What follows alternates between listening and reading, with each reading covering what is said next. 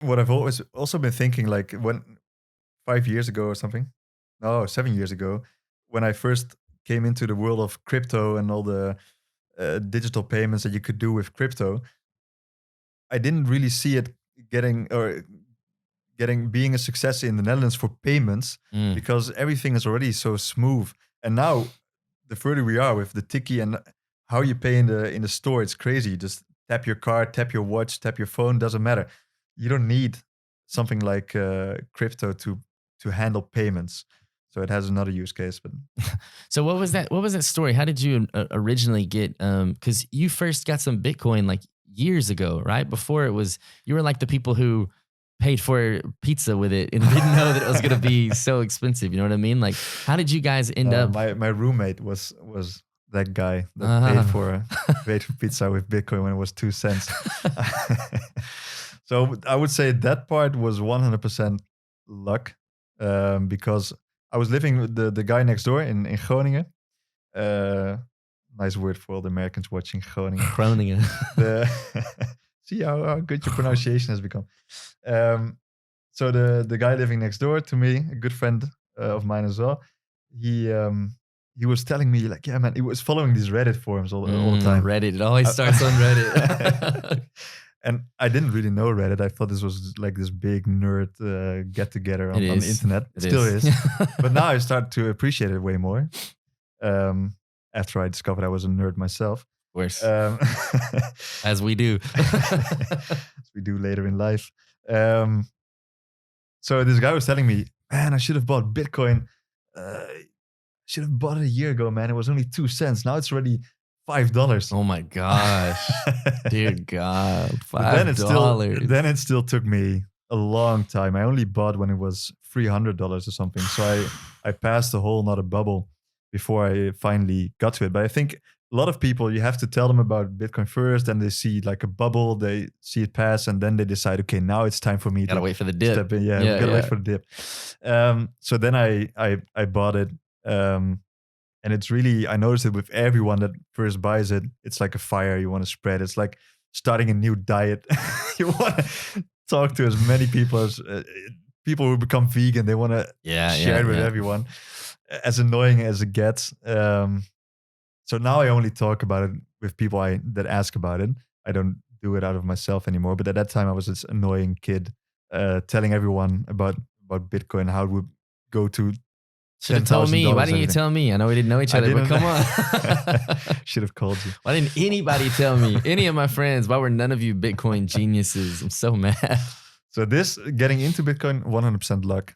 But sticking with it and really making it an obsession during my whole masters. Now I think about it, that was my that was what took up my time. Not my own business, because I quit that. But really diving deep into to the technology. It always sounds so. I'm in it for the tech. But I was earning money just from read it. Playboy for the jokes. Yeah, yeah, exactly. Yeah, so I realized two things. One, staring at graphs does not make you happy. Two, earning enough money for freedom, a certain amount of freedom, does make you very happy. So I needed something that would give me financial freedom, which did not involve staring at graphs 14 hours a day. So I didn't want to do anything with trading anymore. Oh, so you were trading Bitcoin. You weren't just like buying it and then holding it. No, I was trading with big, like I was there when the leverage came out. First, you couldn't buy or sell with leverage. So you could only, if you had $100, you could buy $100 worth of Bitcoin. Then suddenly one exchange, shady Chinese exchange called OKCoin, they came out with 100 times leverage. So suddenly, instead of $100, I would have $10,000 I could invest. Jeez. Not thinking about the consequences that I could also lose this $100 10 times faster. So I would just go hard, really hit the button and see where it would bring me. Made a lot of money fast, lost it all in a week.